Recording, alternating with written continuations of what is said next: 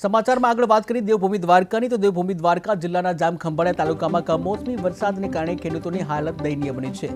આહિર સિંહણ ગામના 70થી વધુ ખેડૂતોએ જિલ્લા ખેતીવાડી અધિકારીની કચેરી ખાતે ઉગ્ર વિરોધ નોંધાવ્યો છે। ત્યારે ભારે નુકસાન થયેલા પાકના સર્વેનો ખેડૂતોએ સંપૂર્ણ બહિષ્કાર કર્યો છે।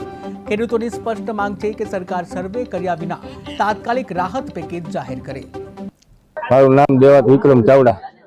तो हमारी ये अपेक्षा है कि सरकार वहाँ કે નહીં તો અમારે હે ને અમે એક આવેદન પત્ર અહીં એવું આપ્યું ગામ આખે આવી તો અમે એક આપ્યું છે એવું નહીં આખા દેવભૂમિ દ્વારકા જિલ્લાના આવી અને હવને તાલુકા જઈ અને આપી દઈએ તો અમારે જે સર્વે કરવાનું છે એ અમે અટાણ બહિષ્કાર કર્યો। સર્વે કરવાનું સરકારને દેવું હોય તો એના પાસે બધા આંકડા છે, ખેડૂત પાસે પ્રોસિજર નથી એટલી જાજી એના પાસે દબાવીને કેમ નાખી દઈએ, એમ નાખી દઈએ એને દેવું જોઈએ તો, બાકી ના દેવું હોય તો એને બધા ધાંધી આજરા છે તો એને આ કરવું છે ઓલું કરવું છે એને જે દેવું જોઈએ તો નાખી દઈએ।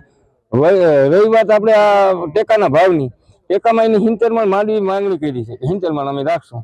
70 મણમાં હવે તમે હિસાબ કરી એક તો ખેડૂતનો ડૂચો બગડી ગયો, માલને અટણ કંઈ નાખવા નથી, કોઈ ખેડૂત પાસે નથી, 5 દી ઉછીનો લે વાવી થાય હજી 2.5-3 મહિને ત્યાં સુધી ખેડૂતને હું નાખવું શું કરવું એ કંઈ ખબર નથી।